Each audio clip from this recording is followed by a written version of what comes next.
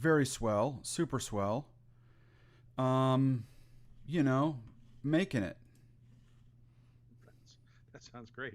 Swell and making it. It's like a title of a self-help book. Swell and Making It by Jeremy Feebig. How are you? I'm fine. It's the day after Halloween, morning after here. Um, Obviously, kind of a weird Halloween this year, but spend it with the kids. They did a scavenger hunt around the house for candy with all the lights out and with um, flashlights. And then watched some movies, watched Beetlejuice and the new episode of The Mandalorian. So it was a I have fun not day. seen it yet. My life is not my own. I get it. It's real good. We should actually discuss it at some point. But it's a it's a good episode. It's a bold episode in many ways, but we'll Yeah, have I got to to catch up before somebody ruins postpone. it for me. Yeah, it's there are things that could be ruined too, so it really would behoove you to catch up if you're going to be All right, I'll put it on my online and list in the for world. today. Um, yeah. So, I've like, I, uh, it's election season in a swing state. Yeah, So it's a little bit of a mess here. Kamala Harris is in town today. I'm told nobody knows any of the details. I'm sure because they're trying to keep the numbers down.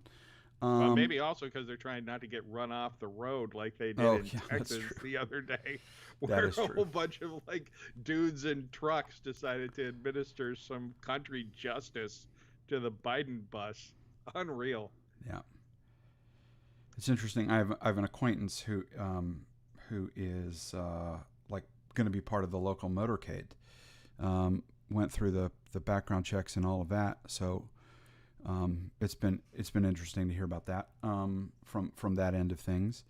Um, anyway, here we are. It's the day after Halloween, All Souls Day. Hello, souls.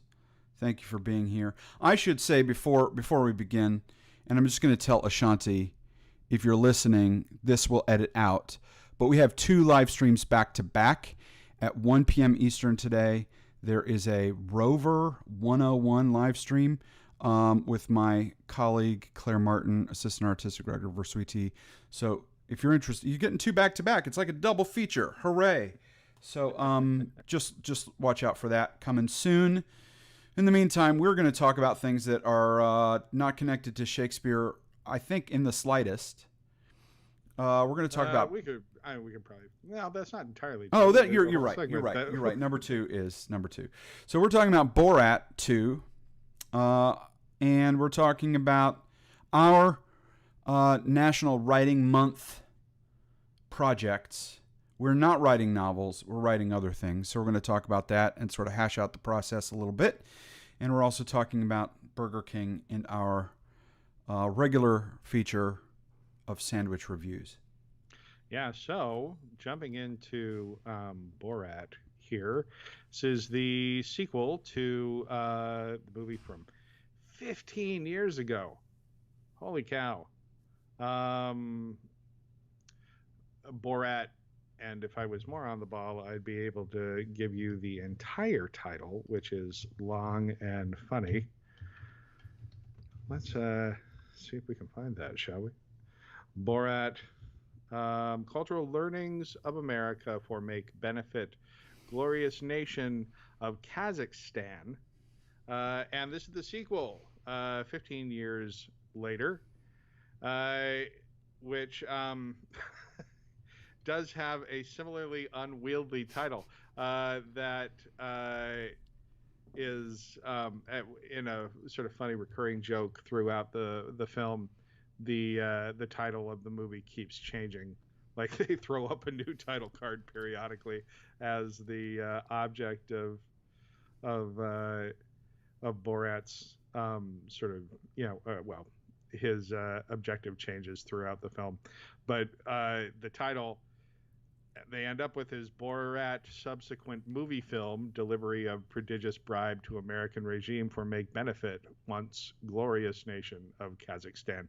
So, as the title suggests, things have gone badly for the once glorious nation of Kazakhstan in the subsequent years since the first Borat film and, the fictional version of Kazakhstan. And that is because this film tells us directly because of Borat, who, because of the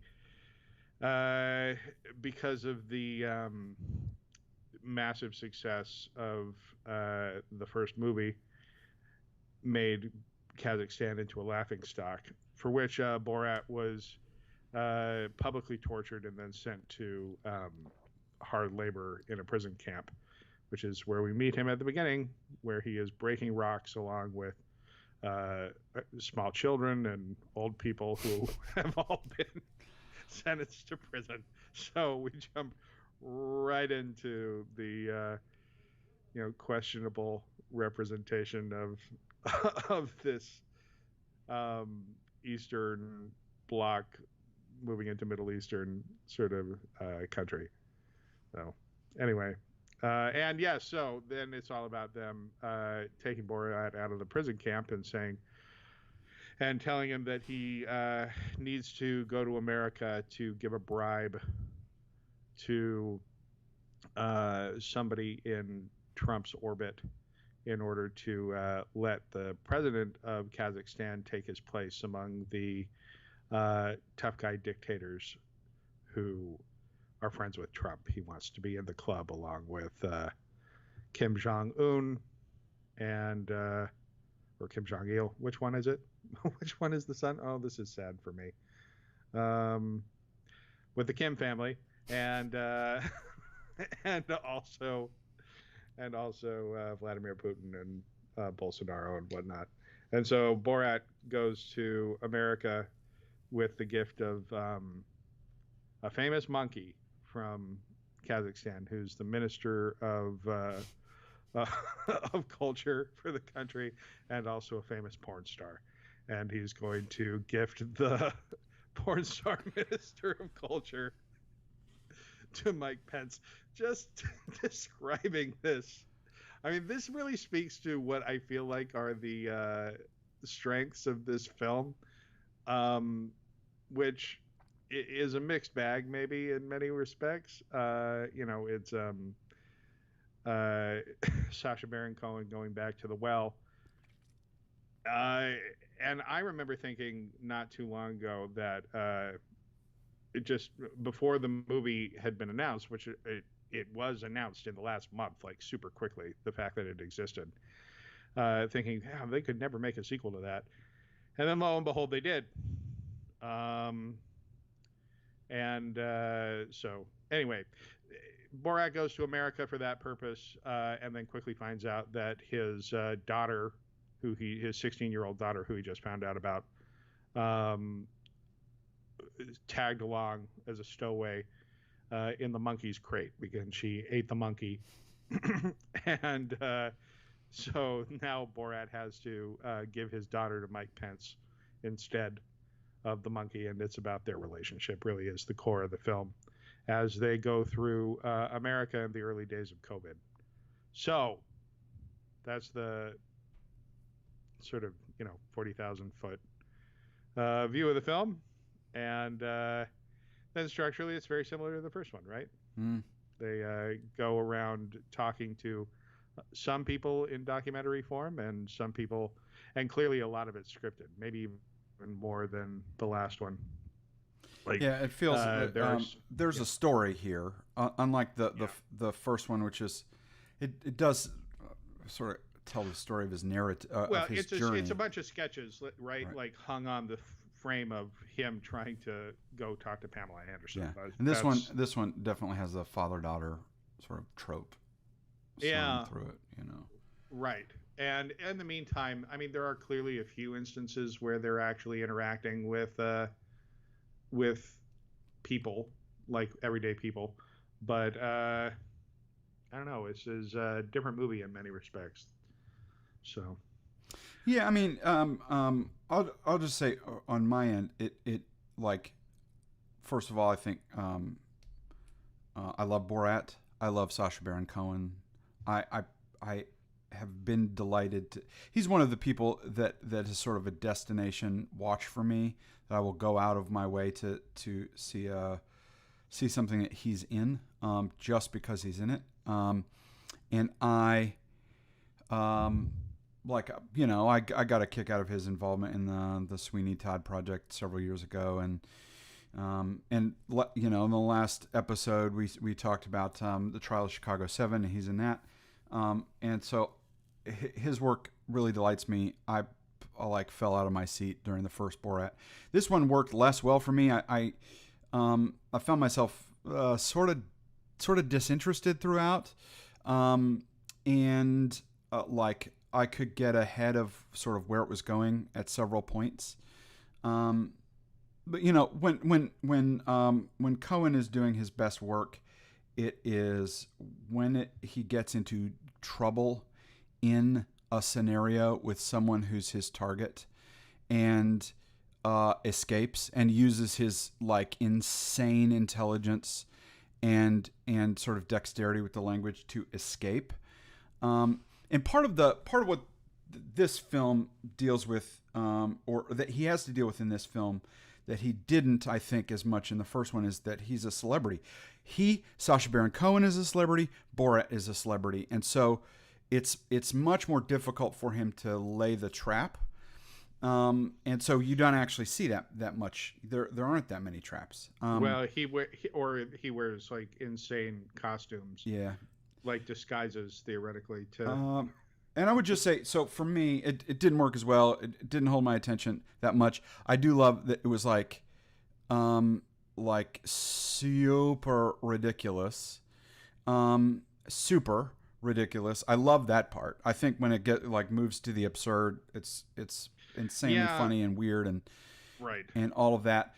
For me, the two parts of the film that have the most resonance, and I don't actually mean that because they're not resonant at all, but in terms of the ones that landed for me the most, are his days shacked up with two Trump supporters in their log cabin, and his Kind of QAnon guys too. yeah, the film's sort of sympathetic take on those people, even while he is making fun of them, and the whole shtick is that. Well, it's more nice. It's kinder to them than like there are similar figures from the first Borat, like the guy, or no, you know what I'm thinking of. I'm thinking of Bruno, his movie that he made later, with essentially the same shtick though. With his in Bruno, it's like this ultra gay fashion TV presenter who at one moment is like sitting around a campfire with a bunch of sort of good old boys in the South in America, and the footing towards it, the approach towards those characters and their representation in that film is extremely angry and mean spirited. Which isn't to say they don't deserve it, you know what I mean? But it's striking that it's not as sort of overtly malicious in this film to those sort of comparable figures, which is interesting. Yeah. Yeah. I mean, he makes fun of other. He's not making fun of them, and I'd be really interested to hear why. I have a theory, which is that because he makes fun of plenty of others, most of the others in the film that he makes fun of have a kind of economic access, or political access that those two guys don't have. Honestly, I have a suspicion that those guys are actors, Mm. and that the whole thing's not actually true. Just because in this film they get used subsequent to sort of that sequence where he's quarantined with them, they become movers in the plot in a way that That's feels true. Yeah. very unlikely to me if they were actually doing that. Like, which is even more interesting because then the sort of kindness towards them or their somewhat benign presentation in the film is really a choice.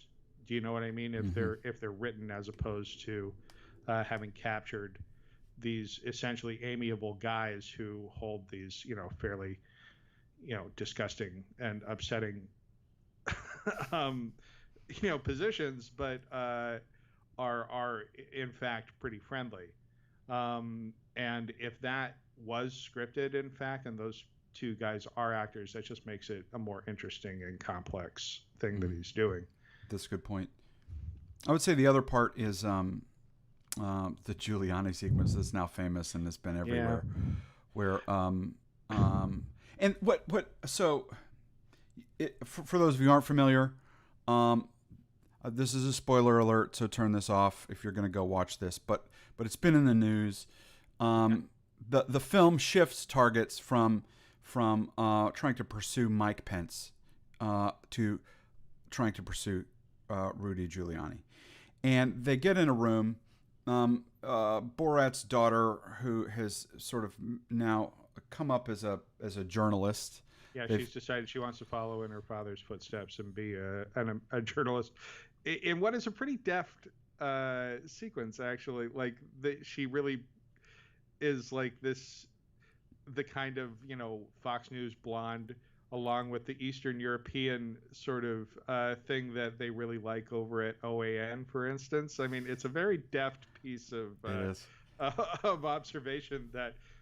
And then what's funny is that she's pretty credible in her scene as that kind of a figure. There's a cut. Okay. Anyway, she goes to interview him. She goes to interview him. He's been Giuliani. It's he's this larger than life personality. The interview goes awry in part because of Borat's involvement. This is a massive understatement. Which the thing about it is that at no time do you get a sense that Giuliani is sort of woken up to the fact that he's being played. And then the interview collapses. Borat's daughter collapses with the implication being that Giuliani was about to become sexually aggressive with. I was good. Yeah, that's what comes next. Borat's daughter is sort of distressed. He tries to console her. There are drinks involved. Giuliani ends up on the bed with his hand in his pants, and then Borat, dressed quite ridiculously, comes in and interrupts. Right. And so it's splash was that. And when it landed, I mean, I think I read the New York Times headline that talked about a bombshell. And of course, in the Trump era, nothing is a bombshell. There are no such things. This would have ruined in any other period, it would have ruined a politician's life for a good long time. And it's just not doing that anymore. And so it was like a headline for all of about 7 minutes. And then we've moved on. But it was really exciting to watch. And it like the kind of cringeworthy stuff that Borat and Sacha Baron Cohen are exceptional at, and yeah. I love that part. I think that the lack of like major fallout is in part a function of the sort of diminished figure that Giuliani is these days. That he is not, what he once was, and is kind of a ridiculous person. And it's an interesting moment. Like, Giuliani's response to it was like, well, I was trying to take my microphone out of, which like was strung down my shirt. And I was trying to take it off. And so I laid back and was pulling it out from, my shirt through my pants. Here's the thing. I'm inclined to think that might actually be true if you're looking at it, but it doesn't matter. Like, he's still being lechy and gross with her. Yep. In all the sequences that, in the whole sequence and everything that leads up to that, including inviting this, girl who he believes to be 24 into his bedroom for drinks at his hotel. I mean, that's just crazy, right? And while, even before he lays back and, if we give him the benefit of the doubt, sticks his hands in his pants in order to remove his mic. Look, like, I'm not here to my thing here is like, I'm not here to if it was not Giuliani, it was just some other dude. I don't care about what you do with consenting people. Right. That's fine. The issue is his, for me, is his absolute cluelessness. Right. Like his ability to be Taken um, in. uh, sold. I mean, like Yeah. simply, like Right. it. No, It no. was like this is the It was guy put that's so advising the poorly. guy that's running the country, and they both have these issues, in my Yeah. view, of Right. like I mean, believing whatever is in front of them at face value, and that's kind of the moment, and at least for me, some of what well, we're being called to think about in for that sure. sequence. It's also funny because like it coincides completely coincidentally with Giuliani's reemergence into the public narrative with the Hunter Biden stuff, which is similarly again like where so much of that is rooted in like really nothing but Hunter Biden has a salacious life in some ways. Like that's the charge essentially to find Giuliani in a comparably sort of compromising position, with a young girl and stuff. It's just unseemly, which is ultimately what the charge against Hunter Biden is. It's not that it's illegal or anything; it's unseemly, and so it is like it really the charge of of hypocrisy really Mm. lands. One other thing worth noting about the movie: the actress Maria Bakalova, who plays Borat's daughter, is really good in this part. Hmm. I think, like, has a comedic, you know, um, talent that is impressive, and it's hard to be funny in a language that is not your native language, and she really is able to do that.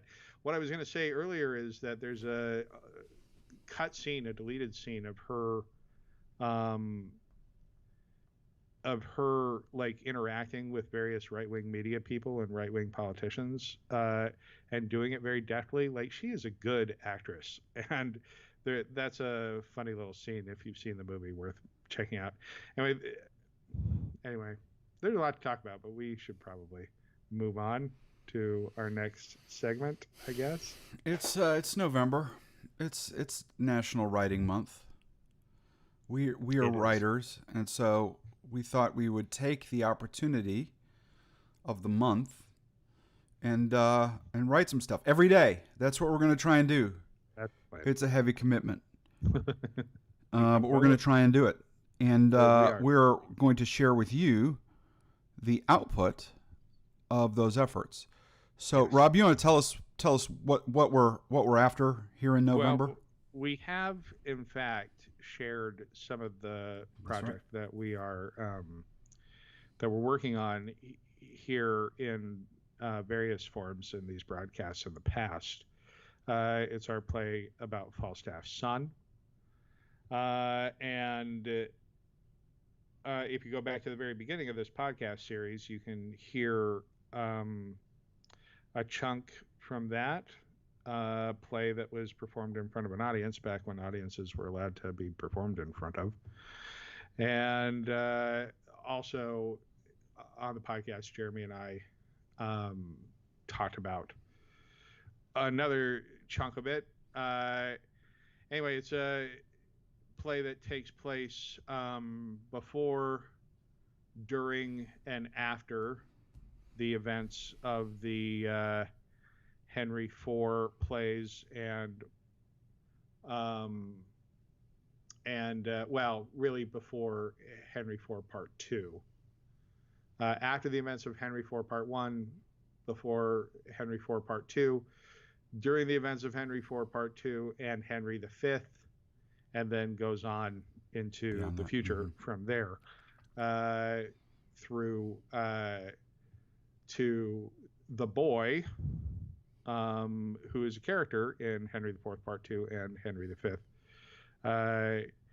Falstaff's page, who in our story is in fact Falstaff's son, who um, with Hal, or King Henry V's assistance, has Falstaff has maneuvered to try and give him a slightly better life than he would have had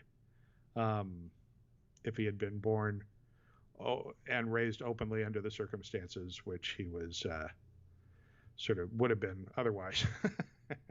And we want to, show his life with his father, who he doesn't know is his father when he meets him, and then in our telling of this finds out after his father's death that Falstaff is in fact his father. And then a little later in life, as a young man, we have the boy reconnecting with or connecting with Hal, Henry, and sort of developing a relationship with Henry that is not dissimilar from the relationship that Falstaff and Hal have or had, and getting into all that. So that's sort of the broad overview of it, and we want to finish writing this play that we've been sort of intermittently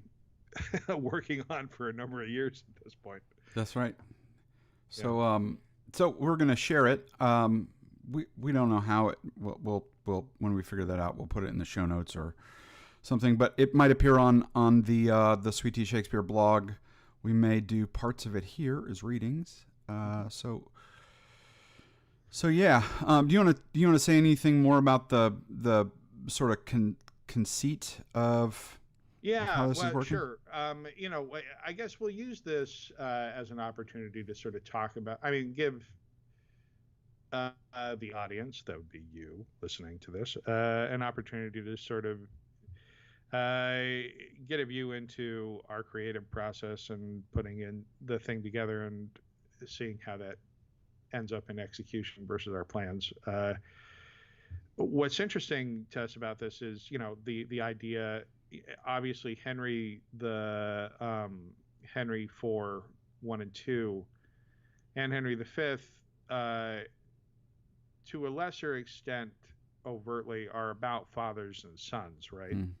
And those relationships, and what's striking about Henry IV in those plays, it's about Hal having a very fraught and difficult relationship with his actual father, and finding a father figure in in Falstaff, who's disreputable and dishonest and bad in certain respects, but also has a humanity that maybe Henry's actual father lacks to a certain degree, or is unable to express as openly for a variety of reasons. It's, good, potent stuff. And what was interesting, I guess, for us was the opportunity to sort of look at the mirror effect. The idea of multi-generational sort of trauma in some ways, and its effects over time, like the idea also. I think we mentioned this in we talked about this the last time we discussed this. We have the prologue character who was also in Henry V. Want to bring him into this as well. And since we're just going to open this whole thing up, might as well say what we're actually thinking here, that prologue character will turn out to be the boy as an adult. That he makes a sort of oblique reference to the line from Henry IV Part 1, where Hal steps out and talks to the audience, saying that he's like the sun behind the clouds, who will at some point reveal himself to be more than he's pretending to be. And, that he's using Falstaff and the sort of denizens of Eastcheap in order to effect this sort of great unexpected coming out as a royal figure in order to impress his father and make everyone think that, oh, he's more than we thought he was. Which, translates to a pretty grievously horrible thing that he does to Falstaff when he finally steps out from, as the son, and banishes Falstaff and really breaks his heart. And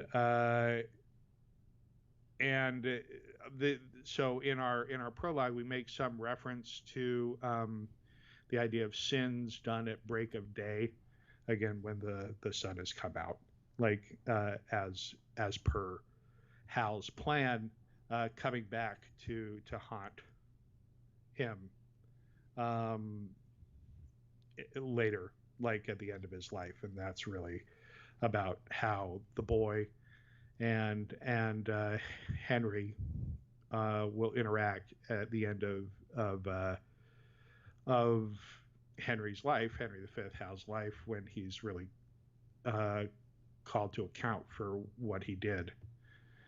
Just seemed like some interest, did to Falstaff and by extension to the boy. And it's one of the great things about Henry as a character is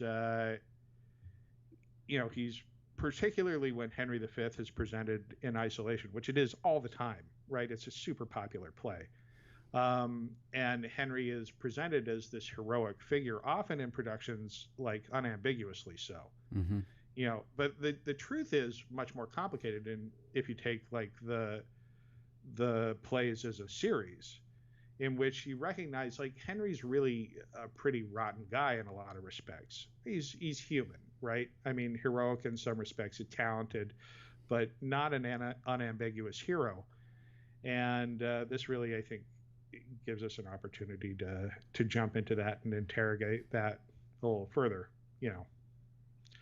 Not that it needs it, but there's a story opportunity there, and we're going to pursue it, right? That's right. Where that is. Well, and you and I have been writing together for, I don't know, a long time. It's true. I think our first one was a 24-hour theater project. Yeah.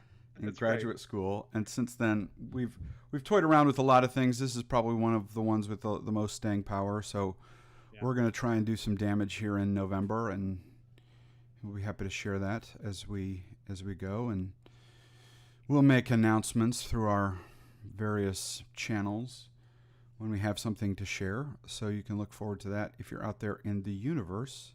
For sure. We'd love to hear from you. Yeah, so stay tuned. More to come. Hooray! So why don't we move on to our final segment of this episode? It's time for sandwiches. It's time for sandwiches. Our continuing examination of fast food sandwiches and the ranking thereof brings us to the Burger King Whopper this week. Just to remind everybody, all sandwiches are ranked on a scale of 50 points with various criteria. Those 50 points from Jeremy and I combined into a total score at the end. And we will go through our rankings and then our written reviews, and we will discuss them. So, Jeremy, I will kick this over to you. You can begin, please. All right. My scores: flavor 6, mouthfeel 2, adjoining produce 1, bread 0, meat 3, adjoining sauces and condiments 1, sandwich aesthetic 2, complementary items 0, contextual sleaze 1, appraisal of the cost 3, personalities nigh unto the sandwich 0, nature of the sandwiches lingering in the memory 1, for a total of 18 points. Listen, the only thing anyone likes about Burger King is the ad campaign of recent years, with creepy King dude doing funny stuff like creeping people out, like a creepster. Once the Whopper was the alt-Mac, but over the years, BK's market share and presence in the fast food culture has steadily diminished. Even among fast food burger joints, it's difficult to argue that the Whopper does better than third place behind McDonald's and Wendy's offerings. My Whopper experience met and maybe even exceeded my very low expectations. At the BK near my house, where I sampled the Whopper combo with fries and a diet beverage, the restaurant adjoins a poorly maintained gas station and sits at the intersection that includes a local university, an Aldi grocery store, a car repair place, and a car wash. It sits on a major entry avenue into Fayetteville and just a few yards away from a vast residential area. There's every reason to think that this BK should do very well. College kids, residents, people looking for a bite while their car's being serviced, people getting gas. But I swear to you, I think it's a ghost town. When I pulled up to the driveway, it was almost as though the person on the other end was surprised I wanted a meal. This suspicion was confirmed after it took about 8 minutes to actually get my food. Then I thought that maybe the speed of service was the reason it was a ghost town. This points to a larger issue with the past their prime American brands like BK, Sbarro, and Reebok. How exactly do these relics of American popular culture hang on as long as they do? Is it the giant stockpiles of money they made in the 1970s and 80s that they're just like looking to spend? Why, for instance, wouldn't a BK try to break into a sliver of the market where the other big dogs like McDonald's and Wendy's overlooked? Nope. Instead, BK's best offer in recent years has been the chicken straw, which approximates a chicken nugget, but which looks like fries instead of nuggets.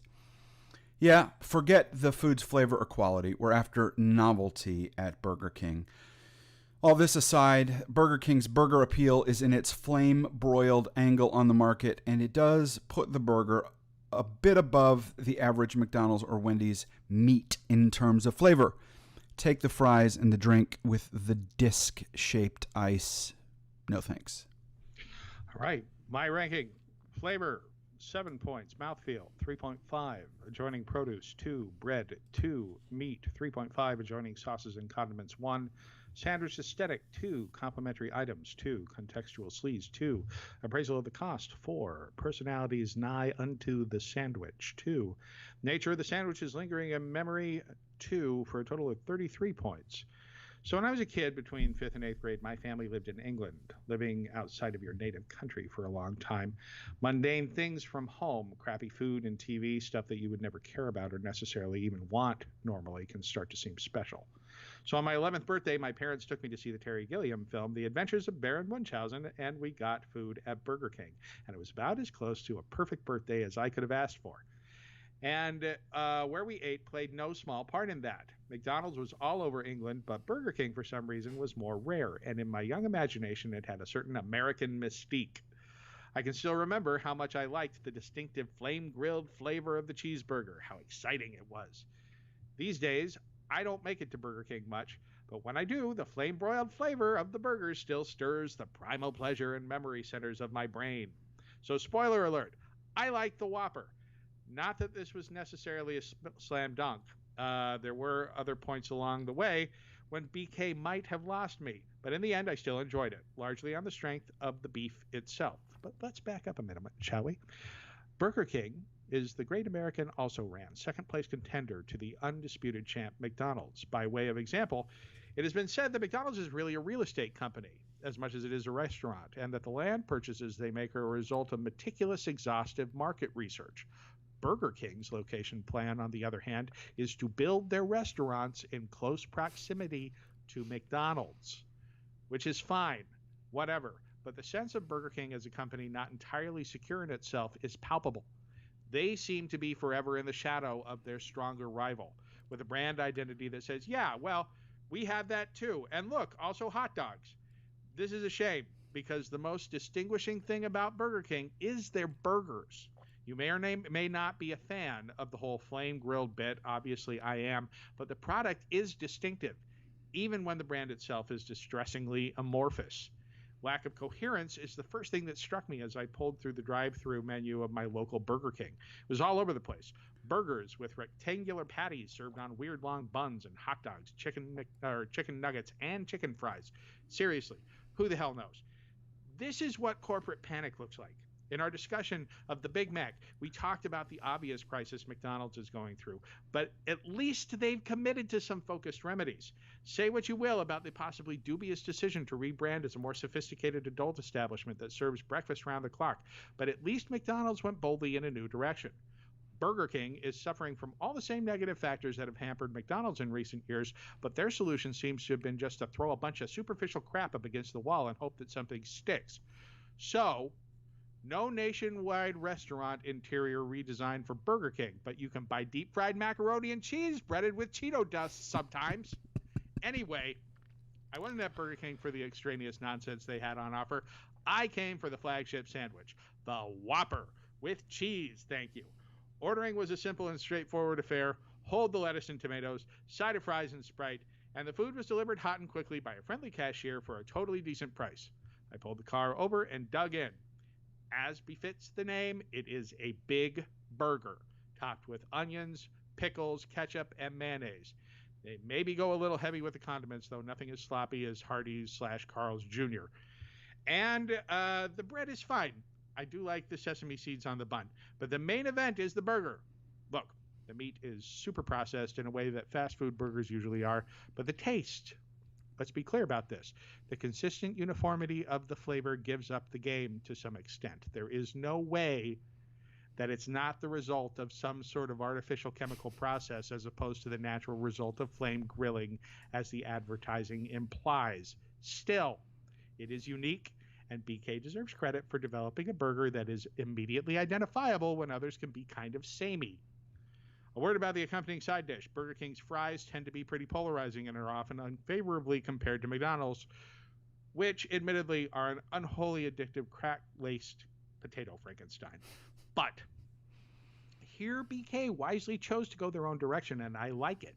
Essentially, the fries are small tubes of mashed potatoes encased in a crispy fried shell. The ones I ate were hot, salty, and perfect accompaniment to the sandwich. So, all in all, a satisfying meal. Maybe someday Burger King will finally crack the code and hit on a brand identity that puts them on top. But if that never happens, and let's be honest, it probably never will, the 11-year-old kid inside me will always have a soft spot for them and their burgers. So I like this better than you did, it sounds like, Jeremy. I certainly ranked mine higher. Yes, indeed. I'm totally, as I think about this, it's been several years since I've been back. I think I did, since I wrote this review, I have been back in recent weeks, actually. Like I was searching for food somewhere. This is right near my house. I was searching for food somewhere, like late at night, and there was a car accident like right in front of where I turn into where I live. And so I was stuck at the Burger King. I'm like, okay, this is not my first, second, third, or ninth choice, but I'm going to go. And it was pretty decent. I just had the burger patty with cheese on it and pickles and stuff. And it was pretty decent. I probably, if I had to go back and do it again, I might give it a few more points. The flavor is good. As you point out, the flavor is good. Everything else you have to do to get to the flavor is the drawback for me. Yeah, I mean, it's interesting, too, in the era of COVID when the menu's actually been pared down from its crazy excesses, which was where it was at when we did this initially. But the food is, I mean, listen, let's just stipulate that all of this food is not great. You know what I mean? And as distinctive as the flavor is, it's clearly not like a natural sort of naturally evoked thing. But it's not bad, and I think that that's part of why it continues to stick. I do worry it won't, though, if they don't do something to sort of, give it a more definite brand direction. The idea that Burger King is going to be around in 20 years seems like a potentially dubious question. It's hard to know.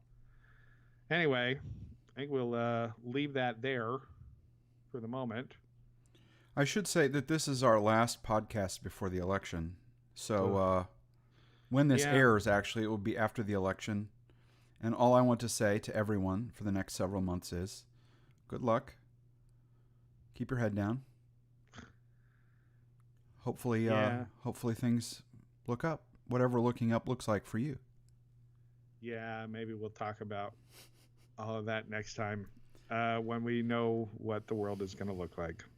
All right, my friend. All right. Ta-ta for Talk to you all now. next time. See you later, everybody. Bye-bye. Hey, hey, Andrea. Hello. Thanks for being here today. Yeah, of course. To anyone Thank out there you. Thank you for having us. to anyone out there listening, we have had like just the mother of all technical experiences in the last 12 minutes. So thank you for your patience with us. We've cursed all of our respective devices. Yes. We're so happy though if you're joining us. Thank you for being here. I'm Claire Martin. I'm the assistant artistic director of Sweet Tea Shakespeare, and I'm joined by just two of my favorite women in the world. This is Andrea Bellamore and Sarah Linares, and they have been working with me for 7 weeks on an all digital production of Afroben's restoration masterpiece, The Rover. 7 weeks we've been working on this. Damn. I know, right? I mean, it is November, and I guess that makes we started this thing in, mid-September. Oh wow, we did. We did. We've been working on this a long time. Wow. So Andrea plays Florinda, one of the two sisters at the center of the kind of Spanish family that is at the nucleus of this story. Florinda is the elder sister, the wiser sister, and she's kind of like, when we first meet her, she's caught in the whirlwind of her own kind of Romeo and Juliet forbidden romance with an English soldier, an English colonel, that her family does not approve of course. And, and Sarah plays one of Restoration Theater's like greatest female characters, Angelica Bianca, an Italian courtesan, who has until very recently been sort of kept by one man and thus unavailable to the public. But he died in war, and so she is now available. She's on the market for the first really long time, and she sort of falls headfirst in with our leading rake, the titular Rover Wilmore. I had never worked with either of these women personally before, but I've admired their work for a long time. And so it continues to be just the greatest joy and honor to discover new characters with them. I'm so excited to have them on the show so we can talk about this amazing play that we are going to be presenting and sharing with the world in a Zoom live stream this upcoming Saturday, November 7th. Wow, already. So come. I know, it's crazy. So thank you both again. Really, thank you for being here. I am so excited to hear what you have to say about this show. And I'd love to start with just can each of you describe your character and what they mean to you, because you're going to do a much better job than I could. Sarah, do you want to start? Me? Okay, great. At first, this was just this is just another quarantine project. I'm so glad I got asked to do this play, and I think I kind of took it for granted in the beginning. And then I actually read the play and started delving deeper into Angelica and trying to figure her out and how do I fit in. And I gotta say, this has gotta be one of my favorite characters to play, period, in any theater or Zoom theater production.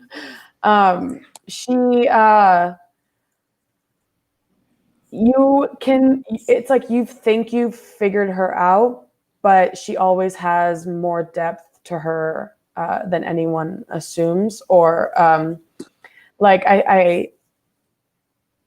I think in the context of being a courtesan, or I guess in modern terms, a sex worker, there's something, and her practically choosing that, I don't think she was really necessarily forced into it.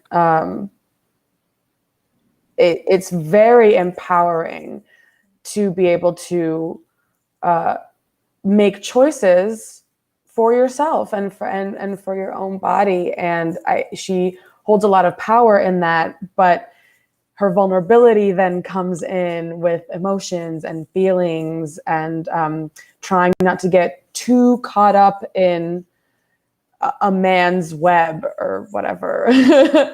And even though I think deep down she's always wanted that, her kind of manager and best friend Moretta has tried to steer her away from engaging in that, as if socially, like, roles were reversed. Like, the bad thing is to be emotionally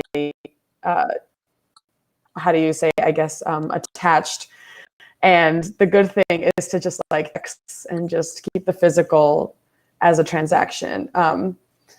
And yeah, I'm, she's a full-blown person, even though she's a fictional character. So I don't think I'm ever going to actually figure her out. But I see myself in her a lot, actually.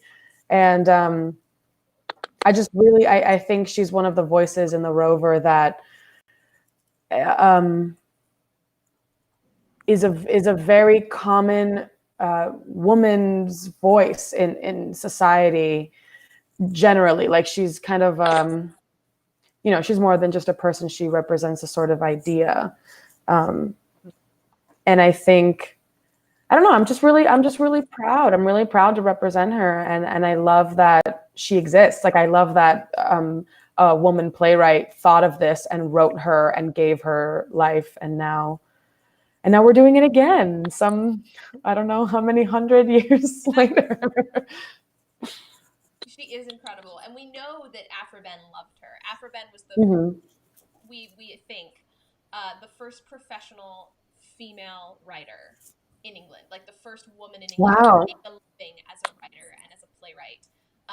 And she was part of the Restoration, which some of you out there may have heard me talk about. I talk about it a lot because I'm obsessed. But it was the first time in English theater history when women were allowed to perform on the stage publicly. We had female actors, or actresses as they were called then, who were, they were commodified, they were objectified, but they were radically powerful beings in their own right, because they were the only unmarried women in England, really, besides like nuns, who could own actresses got paid. So first time in England, had these young beautiful women who were like, I don't want to get married, I want to perform, and then I have control over my own money, which typically you lost when you got married. And with this wave of female actors that came in the 1660s and 70s, we also get this wave of female playwrights, and the first trailblazer is Afroben.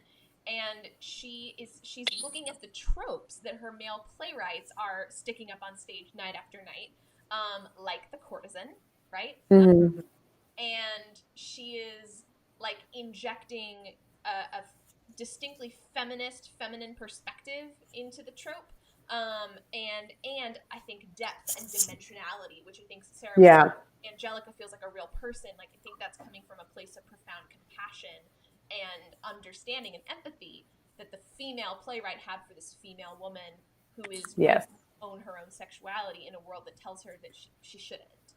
So that's why she gave her own initials, AB.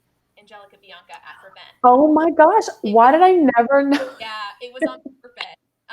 And actually, I love that we have another AB in the cast. This is a really useful to Andrea, who's playing another astonishing female heroine. I mean, Florinda is, I love Florinda so much. She's so important. Same. Because Florinda, I think, is the type of character that in a man's quilt, like if written by a man, she would have no personality. And in the hands of a woman who maybe wasn't quite as feminist or empowered as Afroben, she could be propped up as like competition for other women, or as like a character that you just need to like disregard. And instead, Afroben like lifts her and gives her this like beautiful humanity. So Andrea, I'd love to hear you talk about Florinda. Yes, so I'll be playing Florinda. And it's definitely like reading it alone is one thing, but reading it in the context of the rest of my Mm, cast and having people to feed off of, it really shows like we talked about in rehearsal about like the tactics she has to use with each one. She's more of a chess player. She calculates her moves. She doesn't show her whole hand. She doesn't show, everything off the bat. And then she's put in these situations where, it's it's modern in the sense of being put in uncomfortable situations because the yeah. people around you are not um socially aware in this instant that you are human and you are a woman and you have power, and that is relating to now, in the sense of like I get to, in a sense, stand up. She has moments where she's like, no, I'm not going to take this. How dare you approach me in this way? And you get to call out that lack of, I wouldn't say, would it be empathy or their ignorance in your Mm, actions? So she gets to have those moments of calling people out in a restoration theater kind of way, Yeah. instead of just like, clapping back. But I love to see how she, gets to be so head over heels in love, and then goes on to teach her sister about love, and then goes on to having to defend her love, and then mm, have to like risk her life for love. So it's a bunch of different like stages she goes into to have her happy ending. It's showing that love isn't easy, but a happy ending is possible. It just, you gotta. Unfortunately, it's not as storybook as the fairy tales lay it out, but I love the depth that she gives her. She gives her obstacles to overcome. It's not just easy, because love is yeah. not easy. Yeah. That's it's beautiful. it's easy in the sense of giving your heart and like being there with the person, but all the obstacles in life that you have to go through to Yeah. truly fight for something you really want is there. And she makes that decision. She's given options and she goes with what she wants. Yeah. Yeah. And she's so resilient. Actually, both of them are. Angelica and Florinda are like really fascinating examples of like female resiliency. Because what they endure sort of more emotionally for Angelica, and then like literally physically what Florinda is confronted by takes so much Yeah. fortitude and a kind of strength that that um, is absent from the male characters because they don't need it. Mm. Not Mm. facing the same challenges, right? Yeah. And Florinda has, not to put too fine a point on it, like Florinda is nearly raped. And in After Ben's Yes. original full uncut text, she's almost raped 3 different times. I have limited it to what I will call like 1.5. We leave One in a tip. yeah, we leave kind Right. of the most egregious piece in place, right? And that becomes kind of the emotional climax of her arc and Belleville's arc as well, her love. But also there is at least serious sexual harassment from the our Rover Wilmore, because he gets seriously drunk and harasses her. And Andre, what I love that you bring to the role is like this grit that she has, right? It's her resilience, but it's like this determination that like no obstacle is going to be Right. is going to be insurmountable for her and her love. And that sort of fierce glint of determination, the fact that Florinda keeps her eyes on the horizon always, is so inspiring. And that's why it is so delicious and like delightful when she finally does get her happy ending, because we feel like she's just gone through hell for it, and it's like Yes. she deserves it so much. And I remember I can't remember what day it was later in the process, I sort of asked everyone how they were feeling about the ending for their individual characters, like how do you feel about where your character Mm. and Ben, who plays Belleville, had said that if Belleville didn't get the ending he does, where he gets to like marry Florinda, he would riot, because what these two have endured is just so intense and ridiculous that like Yes. they must get together. And on the other side of that coin, right? Like we have Angelica, who is I think every bit as resilient and gritty, and doesn't get that ending. Right. And Sarah, I'd love to hear you talk about like sort of her arc and how you found your way sort of through her journey, because it's really a fascinating. It's a fascinating. Yeah. I mean, obviously, Claire, you helped a bunch with that. Like even through Zoom, the direction has just been amazingly helpful, and now we have this like beautiful cohesive project. So at first when she comes out and you gave me that great word that I had to look up that I've never heard of. What was that? Langer. Right, exactly. I realized that because she was kept for so long by one man, the freedom has to be so clear, and the freedom has to be the freedom that she feels, and the ease that she's at has to be very like in your face, like she and at first that's how she is. She's kind of like enjoying just being admired. She's back to her, like, I guess, foundational personality, which is just loving the attention and loving being back in Italy, and then she notices someone that could possibly be on her level in terms of personality and mental stamina. And then she's intrigued, because I mean, at some point, just sitting there and getting attention and being admired gets boring. And Wilmore is not. Yeah, right. Exactly. Not boring. Right. And to be fair, she probably was bored during the Spanish War. Like she was the general. So not only bored, but in danger. And so it's basically, I mean, to put it in a cliche, he's a breath of fresh air. And and damn, I mean, to put it plain, she just falls hard. He's done it before. This isn't his first rodeo of getting women to like him. But this is her first rodeo in terms of letting herself have these feelings of emotional attachment to someone. Or at least it's been a long time since she's let herself get there. Sure.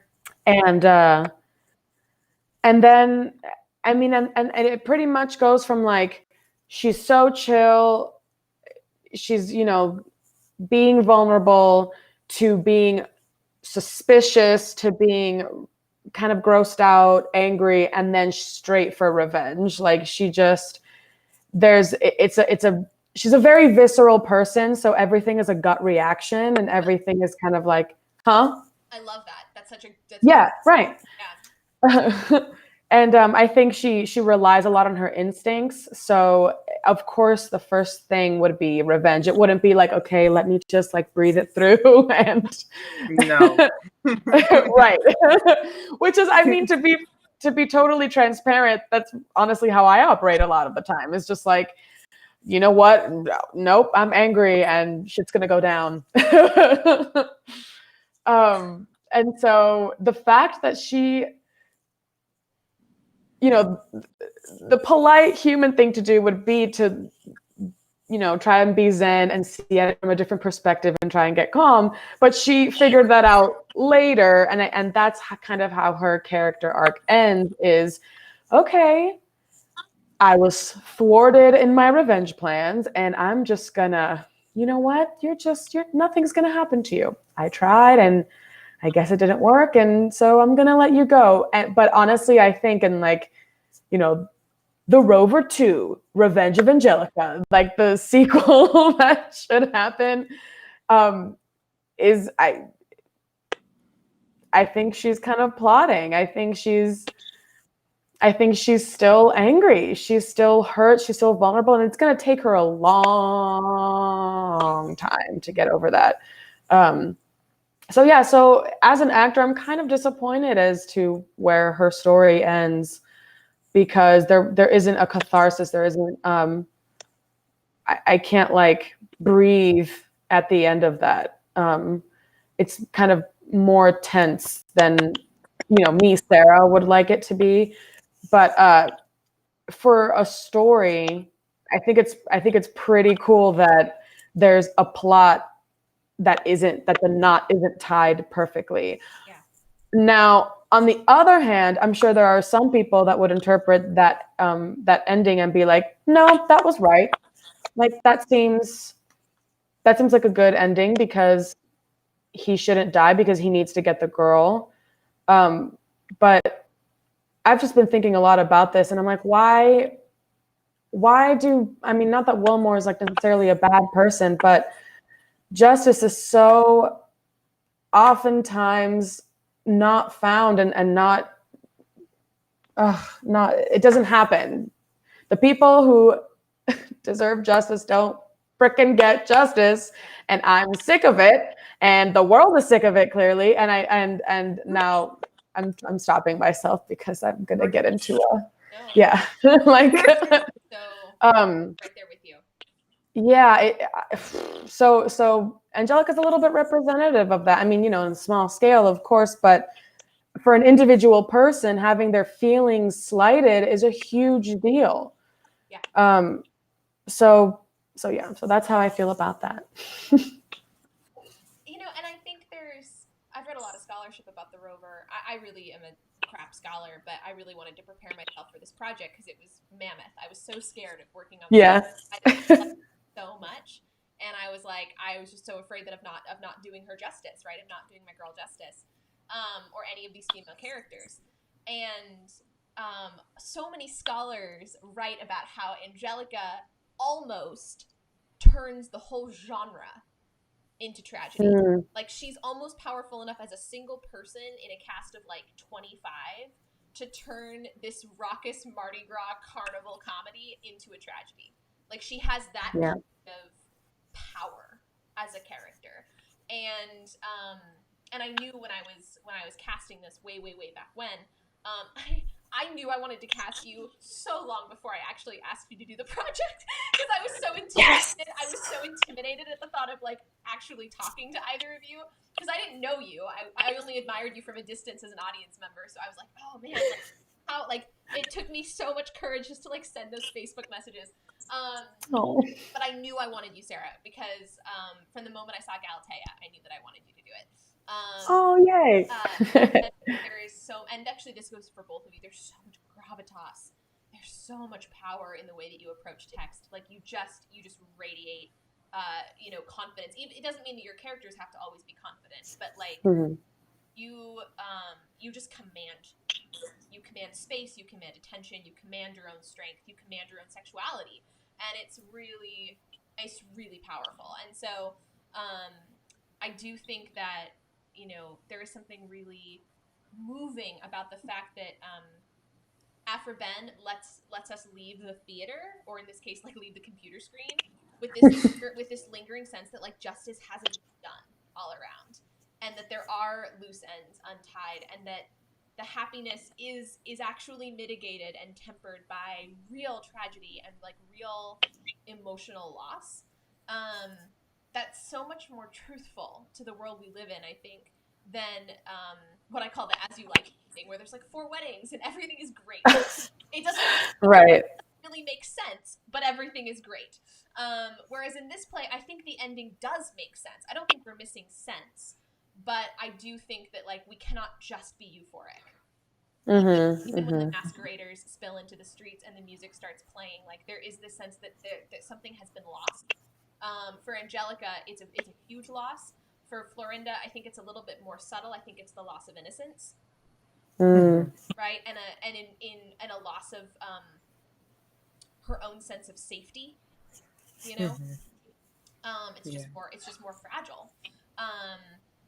But I think Afro-Ben was being really deliberate with Angelica, you know, and I think the ending she gave her, like, it must have broken her heart. I'm a writer myself. Like, it must have, like, broken her heart to leave so much there. But also, like, there's something really amazing about the force of Angelica in the narrative, and the fact that she really does make us stop and think and reconsider sort of the triumph that we may be feeling when Wilmore finally, you know, gets the girl.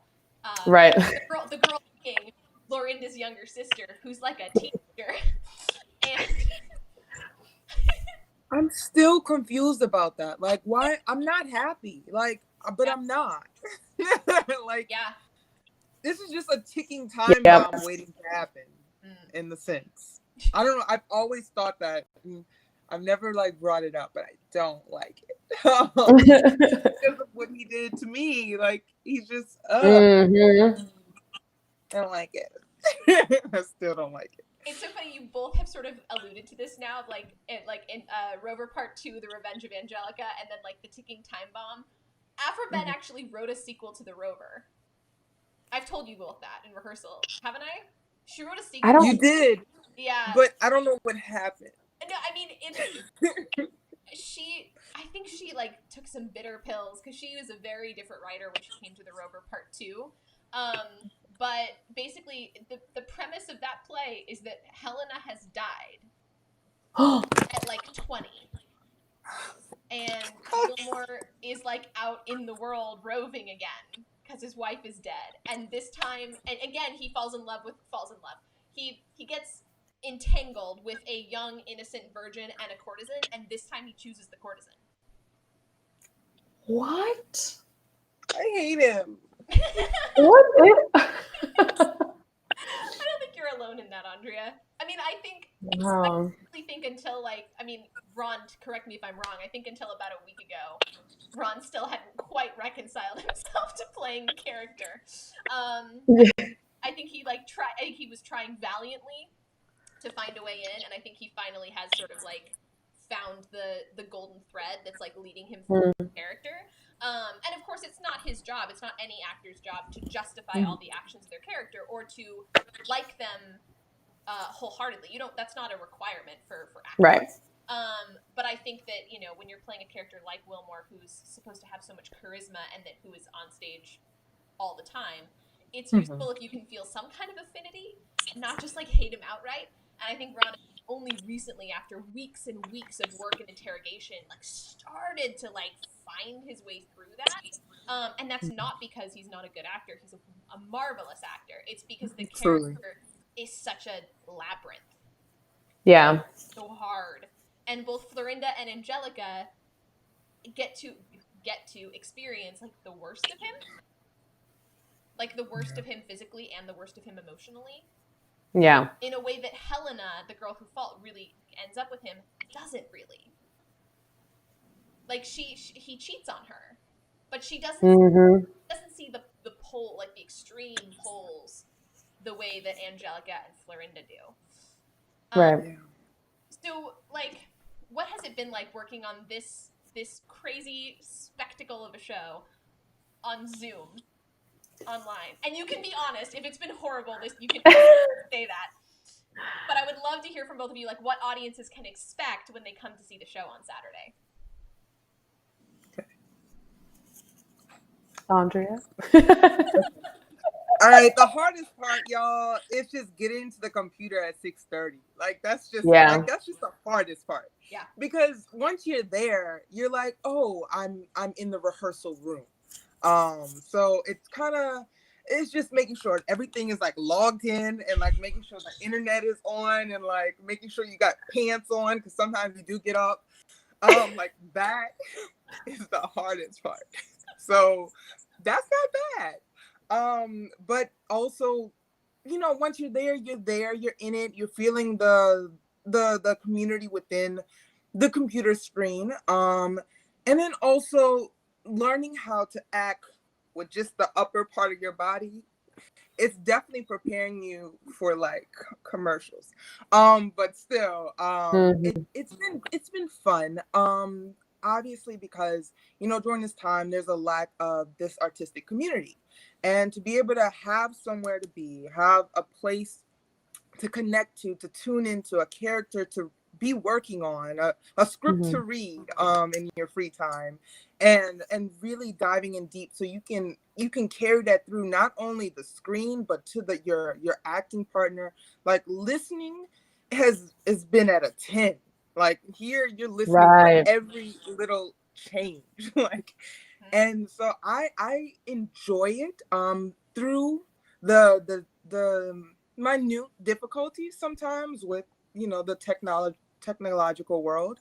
But it has been a joy to have an artistic community to tune into a Yeah. couple times a week, and seeing everyone with positive faces. Claire, I know you're like not the top scholar. She is brilliant. Like if you have Yes. a question, Claire's like dishing out knowledge, and I'm like, shoot, like that would have taken me a week to like really remember. So it's truly amazing to have all those artistic forms in one room. Like Mhm.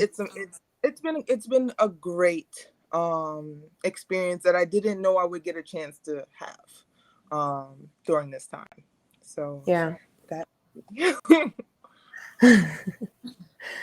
Yeah. I, man, I just agree with everything you said. The hardest part is to like get yourself to sit there and get everything situated and be like, okay, this is my life now. Like I have to watch everything and listen to everything happening via a webcam, which as women who grew up with technology should be fine, but it's too much. Like it's spending time with your computer too often for too long, and it just, every time we finish rehearsal, I'm like, yes, we're done with rehearsal. Okay, great. But I think back, I'm like, damn, there's so much we could do with this project, with this play. Like I can't help but like think outside of Zoom and outside of the present moment. And I get frustrated and sad.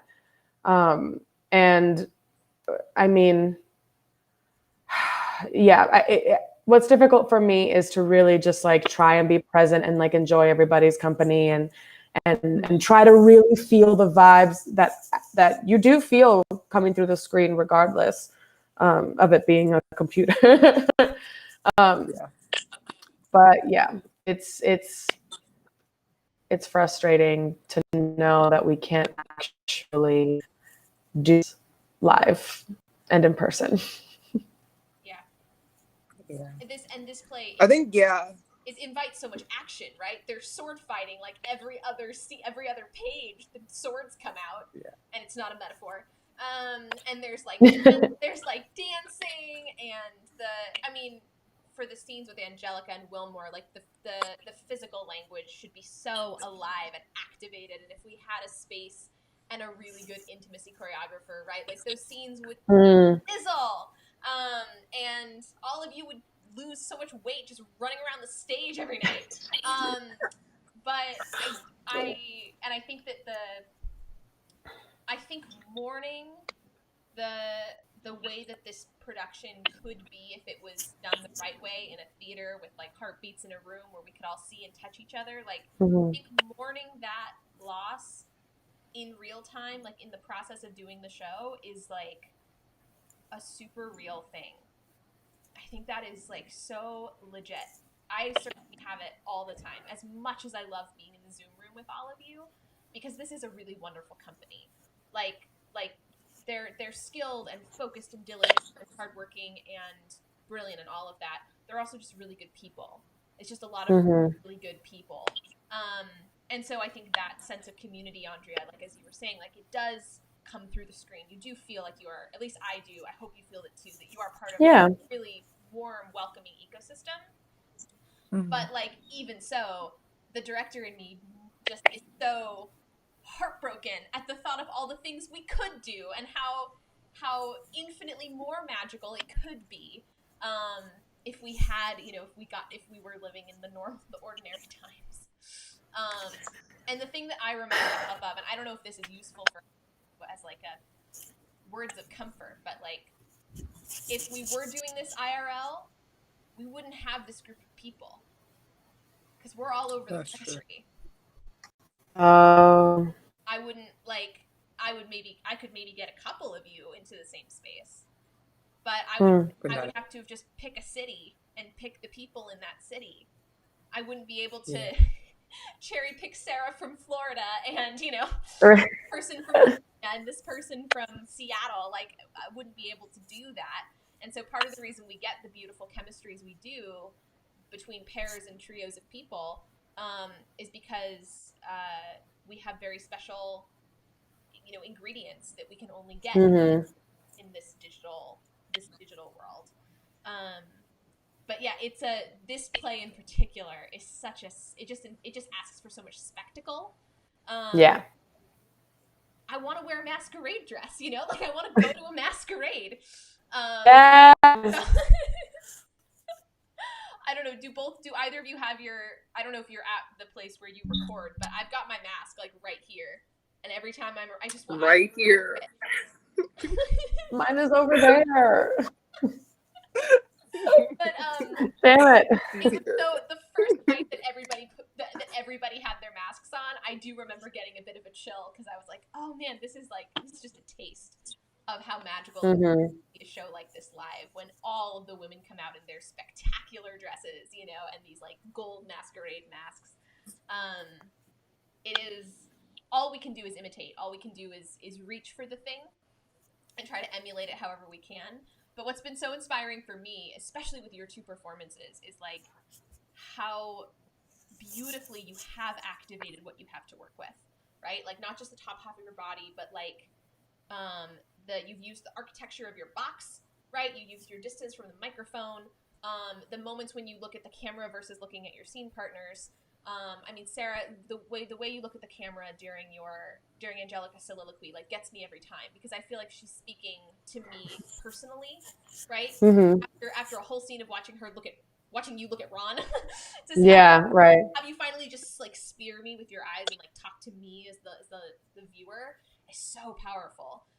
And Andrea, like you have, I think, possibly the hardest scene to do over Zoom, which is Blunt's attempted rape of Florinda. Like you have to do that in a Zoom square, which is it's inconceivable, and yet every single night you pull me into her world and her terror, and you physicalize and you activate your voice in such a visceral way. It's such a great word, Sarah. Such a visceral way that I feel like I'm right there with you. How has that been in particular? Like that really tough scene, that really incredibly difficult moment for her. Like, how have you worked it in the Zoom? I mean, from scene work, when we like took it piece by piece. I mean, I never had an aversion to it because I'm a Titus Andronicus fan. So like, I like when we get to sticky situations. Yeah. So it was the fact that I was working with the actor who plays Blunt was not easy, but it was okay. I'm working off of him. I'm working off the energy that he's giving me, and he's giving me a 10. So I'm giving my 10. I'm playing my card, and I mean, obviously he can't touch me, but I still feel the weight of it in his actions, how he's looking, or like, I'm just imagining like being in that energy or that aura. And it hasn't been so much as hard. It's just been like, okay, I know my parameters. I know that each night I gotta really like get those key words in his speech that activate me, and like which word is gonna like spark the whole thing. And it's been so much just listening to what he says and how he says it. which has been different every night because he's Yeah. he's evolving too. Yeah. But that's also fun because he might say a word differently, and I'm like, that was my trigger word. Well, tonight it's something else, Yeah. Or he might look into the camera or like use the depth of the camera. I'm like, oh, well, I gotta back up because he would be coming at me if that was a sense. So yeah. that's been mostly the case. Just listening to him. That's been my key in. You talk about listening, and I think that's something that's been so amazing to watch everyone like lean fully into. Because I had really, until I started doing these Zoom projects, I had underestimated or just never really considered the awesome power of like sensing someone's energy in a scene, right? Like and just like being able to sort of tell how they're going to deliver a line or where they're going to point a line because of all of those like nonverbal cues that we as humans receive from each other. And it's not just sight, it's all of the things. You don't even have to look at a scene partner sometimes to feel how they're going to say the next line. Right. And you lose that in a Zoom screen. But I think what you maybe gain, or at least what I've gained in acting in some of these projects, although I can't pretend to be an actor like the two of you are actors, is like I find that my ears are just perked up like a dog, and I'm like, I'm listening so much more carefully and intently than I typically would. It's harder for me to go on autopilot because I'm not receiving nonverbal information. I'm only receiving verbal and visual camera information, and so I find myself paying so much more attention, and that really helps keep me in the moment. And I remember, I wasn't supposed to act in The Rover. I wasn't really supposed to act in Way of the World either, because we had sort of last minute dropouts that I was like, all right, I'm the de facto swing because I'm going to be at all the rehearsals anyway, and I know the text. And so my favorite scene in the play, Andrea, I get to do with you. And it's a scene where the two girls are like out in the streets and they're fleeing and they've got their masks pushed up and they're talking. One of them, my character Valeria, who plays your cousin, is talking about how she locked their governess like in a closet so that they could go and seek out their men. And ostensibly ridiculous, very much a comic scene that she's describing. And in the middle of it, Florinda has this sort of really vulnerable line where she says, but I wish you had explained to my love that, like, I'm being punished because my brother thinks I'm plotting against him. Like, that's why everything's happening to me, right? So in the midst of this sort of jubilant glee fest that the sisters are having, one of them gets really real and says, like, but I need you to, did you tell my love that, like, we're being persecuted? Did you tell us that that's what's happening? And every night, Andrea, I have to like restrain myself from just leaning fully into Valeria's like wild party, ethos, because I have to be listening for that line and for the energy that you're bringing on that line, because it's such a turning point in the conversation, and it's a turning point for Valeria because I think it's a reminder to her of like however much fun you're having playing pranks, the stakes are your cousin's freedom. The stakes are Florinda's happiness. So it's never going to be as fun and light for her as it is for you, because she's gambling with her whole future, right?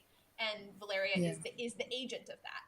And it's like I just have to remind myself, like, don't get carried away, because you can't, because I have to be ready to receive that line from you, and I have to be ready to take it in however you're delivering it that night.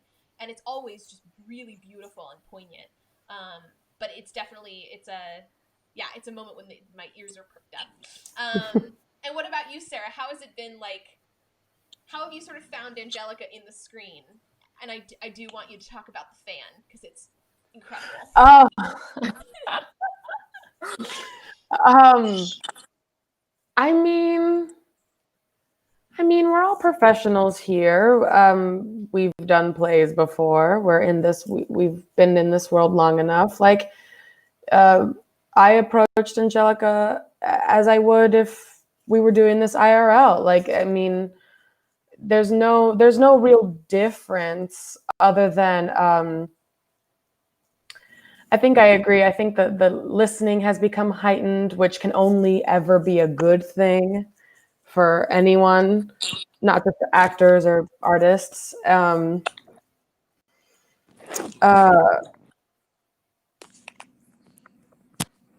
I think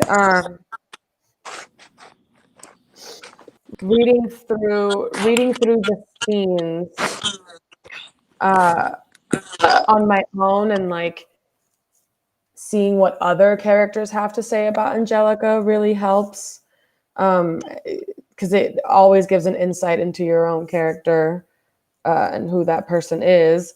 And the fan was a kind of recent last minute thing that happened because I was cleaning up my closet and I just like found all these fans because I'm Spanish, so we have fans. And I was like, oh, obviously Angelica would have a fan. Like it's the Mediterranean. It's hot. She's having sex all the time. Like she needs her AC, her portable air conditioning. And I think fans are, I mean, they've stuck around for hundreds and hundreds of years for a reason. They're not just used to give yourself air, but you can hit people with them. They're used to be coy or to want to hide yourself. Like they're such a versatile object that I figured I could just like seamlessly insert a fan and use it whenever, and it'll work because it has to. Because I think, I mean, and I'm wondering this about you, Andrea. I wonder, like, if you had any thoughts, or like maybe if you found any objects or whatever that you thought, oh, this could work, or what do you think that Florinda would have on her like this whole time? Good question. I mean, I don't think she would have. Well, she pulls out a lot of jewels and a lot of props. So yep. I'm thinking like a satchel or a purse, but that would be the only thing because like she's always pulling out something. Like, haha, I'm kidding, but yeah, she's always pulling out something. And I guess because it can't be in. No, we don't have pockets back then, so yeah, I'm guessing it would be a satchel or a purse or something of the period of purse. Yeah. Mm-hmm. That's cool. I think if I was staging it, I would have her. I mean, I don't think that I'm going out on a limb here to say that Florinda is supposed to be the great beauty. She is the sister of Pedro's two sisters. She is the one that is meant to be sold in marriage to a very like high-ranking, well-titled man. He will bring the money, and he will have the title. But she's the prize to be won in the family. And Helena is the younger, brasher brat who is, I mean, I think according to the play, I don't think this is true, but like not the great beauty the way Florinda is, right? Like not the knockout that Florinda is. She's got her own charms, but like Florinda is, I think, considered like the jewel. Literally, I think that's what she's supposed to represent to her family. Now Belleville sees her as a real woman, and I think that's why she falls in love with him. He doesn't see her as a prize or a jewel. He sees her as a real person. But she is treated like an object that is meant to be bartered, right? Bartered for family legacy.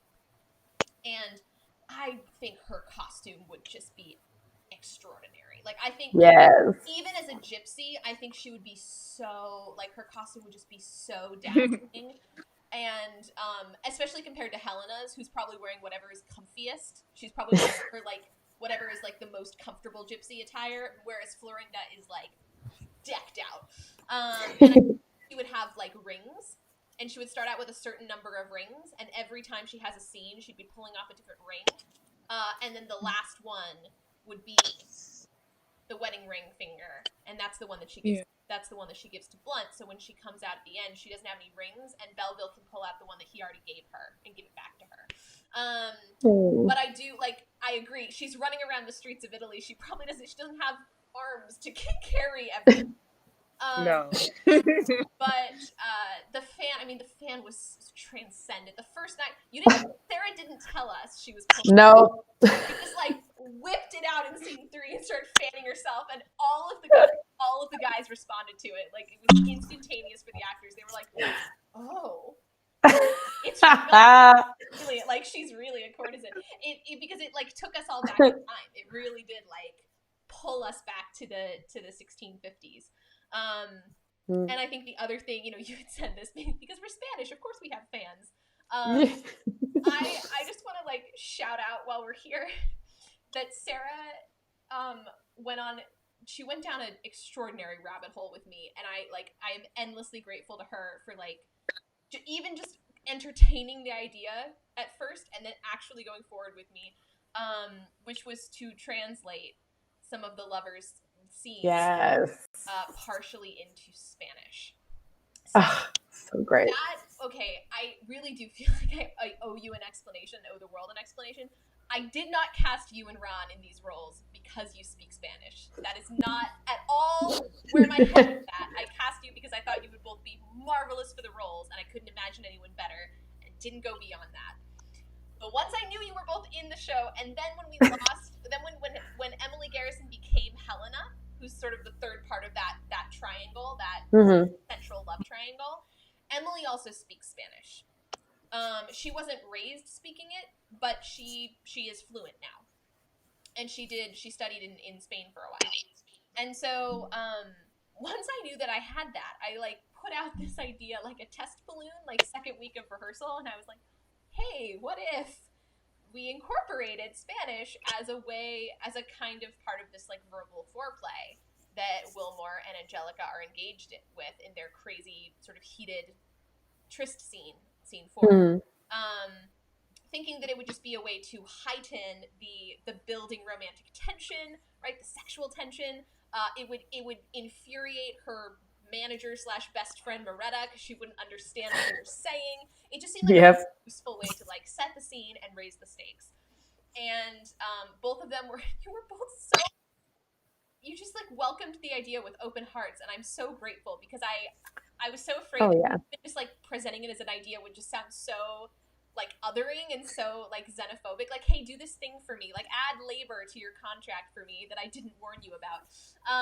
But you did. You sort of like hurled yourselves into it, and we got this beautiful version of scene 4. And then we went through and we threaded that through all of the rest of the show. So any of the conversations from then on between Angelica, Wilmore, and or Helena include Spanish. And what has that done for you as an actor, or how has it affected the way that you like engage with Angelica? Just like, what is it for you to do some of these lines in Spanish?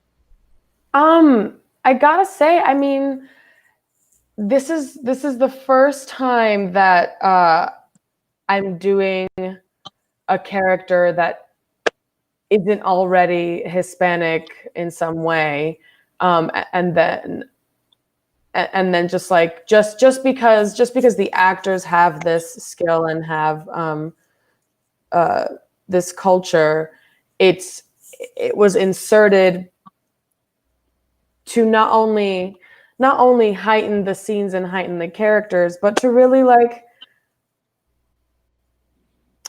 how do I say this, to like show the world or whoever watches this play, like, we're here and we speak this language that you probably don't understand, and you don't have to be afraid of that, and you don't have to be mad about it. Like, you can quite well understand the scene exactly the same way, and this is the perfect time to come out with that. I've played Hispanic characters before, but I think this is the first time when I've actually collaborated to translate something that wasn't originally in Spanish. And I gotta say, it's a little difficult because I act with my English brain, unless I'm putting on some sort of character that has another culture, and interweaving. Like, you really have to think about what you're saying and how to say it. And I think that's why I was so nitpicky with my my lines to translate them, because you can't just like directly translate something from another language and then that be it. It just doesn't have the same tone. It doesn't have the same meaning a lot of the times, even though it's the same word. And you have to think about what kind of character you're playing and what the context of the scene is. So I think what I really appreciated about you bringing this up, Claire, was like, it was like, oh, you all happen to know this language, and it would be a great addition to moving the story along into the relationship of the characters. It wasn't just like, yeah, let's shove in a couple of Spanish words here and there and see what happens. It was really well thought out and well executed. It's the more we've done it, the more used to it I am. And I think it's very natural for someone who's an international courtesan to speak that language. And who lived in Spain, right? She lived with the general. Literally, yeah. Yeah. Exactly. So the more we've done it, the more like natural it pops up for me to just like seamlessly go into the Spanish. But at first it was kind of like a roadblock. It was like, no, wait, but I'm acting in English. Why would I? Like the words weren't coming out in the same way with the same tone and how I wanted them to. But especially in my soliloquy, I'm like, oh no, I know what I'm saying here. I know like which, I guess, inflection you could say, even though that's not the right word I want to use, but inflection on which word and blah, blah, blah. So I just really appreciate it. I really love artistic projects that incorporate each actor's individuality and the different cultures we all grew up in. And I think that can only help plays. Like, I don't think any of us should stifle any of that. And if there's an opportunity to show that, and if there's an opportunity to be seen in that way, not just as a U.S. American, now's the time. If not now, then when? Literally.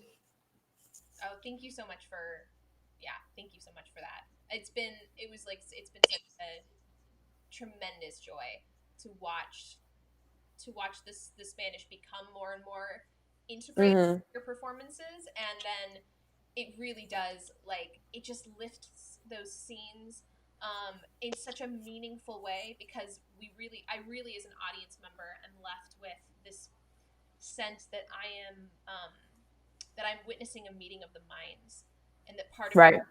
passion runs so deep for her is because it is not just physical. It is intensely intellectual, and it is rooted in a profound mutual respect that they have for the fact that we are more than this one tongue, we are more than this one mask. Like, we contain multitudes, and we can and when we are together, we can show those multitudes to each other, which is so, like, unbelievably sexy. Like, you understand why they fall for each other, and why the chemistry is so instantaneous, right? And why it becomes so kinetic, and it's because there is this recognition that, like, my brain goes 100 miles an hour. My whole life I have been pumping the gas for men, and I meet you, and you are going 112 miles an hour. And it's like, oh, you mean I can put my foot on the acceleration for once? I can just go down? Well, let's do it, right? Like, it's so, just to watch Angelica make that discovery that, like, now she just gets to, like, be her full self with all of the parts. Oh my gosh, yeah. Really, really powerful. Andrea, what's your favorite? Do you have a favorite scene to perform in, or a favorite, like, moment for Florinda? My favorite moment for Florinda, I'm thinking through all my scenes. One. What is the? I mean, I know it's controversial, but I do like scene 13. It's like Friday the 13th, but I do enjoy the scene with Blunt. Because I don't know, it's man, I don't know, it's heightened, and I like getting there. Other than that, I enjoy Free at the end. But I do enjoy scene 13. That's the most one. But my favorite line in like the whole play, and I still haven't told Jill this, is when she says, "What would you have?" And that kills me every time. Like, I love that. And when she's like, "Nah, this is full price." Like, I don't know the line. Right. I don't know the correlation. I'm gone. Like, I die every time. Yeah. Moretta is That's my favorite. so full of snark. Like, Yes. she runs on like caffeine and snark. So She's so great. Actually, I think it was in my conversation with Emily and Jill when I mentioned that all of the women in the Rover deserve their own spin-off plays. Like, you could write a Yes. about any female character in the Rover, even the ones that are quote-unquote smaller, like Moretta. Like, you could absolutely do like the origin story of Moretta. And For sure. Angelica. You could do that with Lucetta, right? The con artist. Oh my God, I love Lucetta. Yeah, there's no woman in this. Even Callus, like how she came to work for the family and like her relationships with girls. Like, there's no female character that is insignificant in any way or not worthy of further exploration. And I think you're putting your finger on that pulse, Andrea, that like Moretta just has these wonderful like moments where she kind of steals the show. So she's so fierce. And I think scene 13, the most important thing for me, once I cast you first, and the most important thing for me was that I set you up with a scene partner who would just be so full of like warmth and compassion and goodness as a human, that even when things got really tough in the scene work, the two would always be able to have that that bedrock of like respect and hopefully friendship. That was my goal. And so I'm so happy that Jordan said yes, because he's like made of joy, and I love. I mean, it's been a privilege, but also just like really moving to watch you two navigate the emotional throes of that scene together, and then always come out the other side smiling and like bound together, right, as a team. Like, it's just so that, I mean, it speaks to both of your commitment like to the project, and also just your own personal, I think, resilience and fortitude as people, as actors. I played I played Isabella in Measure, and I think that Act 2, Scene 4 is very much like Scene 13 in the sense that it only gets more real with time. Even though the language is like archaic, the scene only becomes like more pointedly real with time. Unfortunately. Yeah. And so our amazing sort of resident dramaturg, Dr. Misty Anderson, who came and talked to the cast about the Rover and has been assisting me in so many ways with the digital restoration series. What she had mentioned was that there was a male director who came to her in the 90s and said he wanted to do the Rover. And like, would she help him? And she was like, no. Now is not the time. The 90s is not the time for a male identifying director to do the Rover.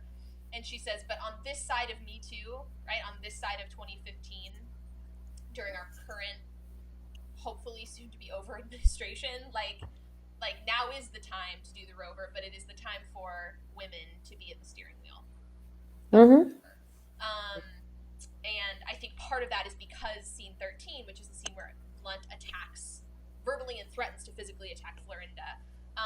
The reason why that scene is so blood-chilling is because despite the fact that the text is like old and unwieldy and restoration-y, it is somehow so realistic. Like, you couldn't make it more realistic. That it's so accessible.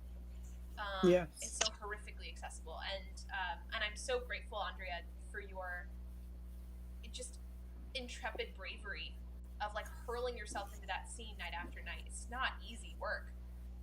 It takes a lot of guts and a lot of gumption and endurance. And I think I can speak for Sarah, like I'm mesmerized every night. Like it's just so powerful watching you do that scene. And I really just appreciate your willingness to jump in and give it all you have. Yeah. What about you, Sarah? Do you have a favorite Angelica moment or a favorite scene? I like the flirting. I like flirting with Wilmore. It's super fun, and like Ron is such an open, like he's my big brother, you know, like he's just like so funny and so fun to just like go there with him. Yeah, I just enjoy it. It's a really, really fun scene. And it's like heightened by this facial expressions Moretta gives you both from the corner. Exactly right. Like I myself get so sucked into the passionate drama, and then every now and again I glance up at Jill, who's like, she's just like, ugh. Fuming, you know, like, steam palpably coming out of her ears.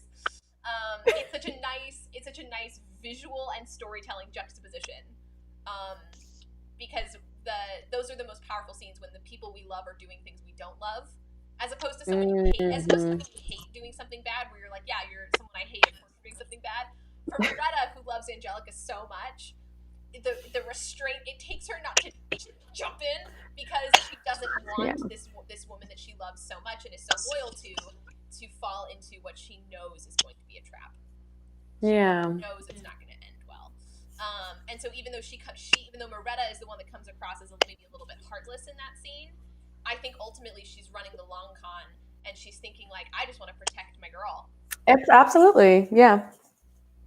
Which really raises the stakes and adds again this like this injection of realism into a scene that is so heightened and soapy and yes, like, you know, just incredibly sensual and beautiful, and funny. Like I think that was the greatest discovery to me about that scene is how funny it is. Like just genuinely, they make each other laugh. Yeah. And I mean, Belleville and Florinda do too. Oddly, in their like few moments they get together, they actually have there's some real comedy there. Like the fact that he never knows who she is. He never knows who she is. She wears the same outfit and she looks exactly Come on every time. And it's only after she like gives him a gift and leaves that he's ever like, oh my God, Florinda owned this. That was Florinda. But I like that because that means his eyes are just on me when I'm me. You know? Nothing can trick him because that's loyal. Yeah. That's loyal. Yep. They're both very loyal. Florinda and Belleville are like they're the harbingers of loyalty in this play. Right. God knows Wilmore isn't.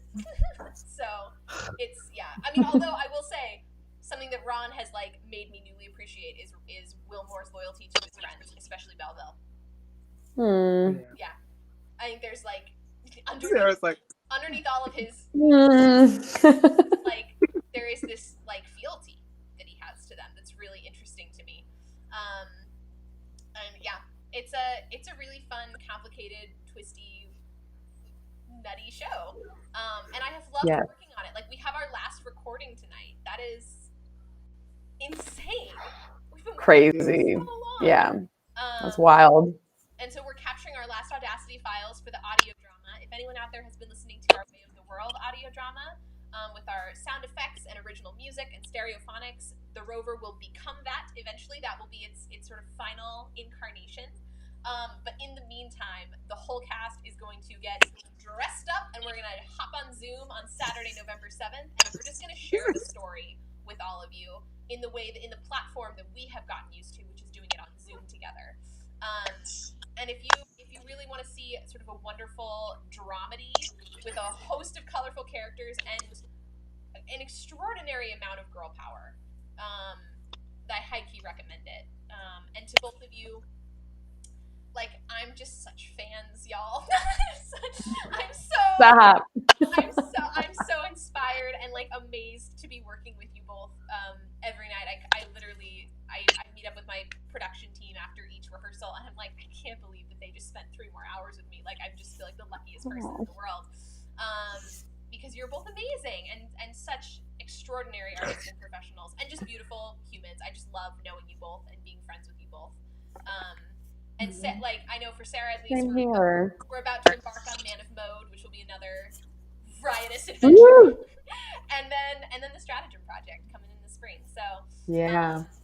thank you both so much for being here and for all of the work and beauty you've invested in these women and in this project. I'm deeply grateful to you both, and I'm really excited to do our last recording tonight. Yay! Anyone out there who wants to see our show, sweetteashakespeare.com/tickets. You'll find an event called The Rover. Get a ticket. It's going to be a really fun night. Saturday, November 7th at 7:30 p.m. Eastern. You get to see these incredible women do their thing. Check it out. Yeah, it's gonna be a riot. And the two of you, I will see you in a few hours. Yes. Have an awesome rest of your Sunday. You too. Bye. Bye.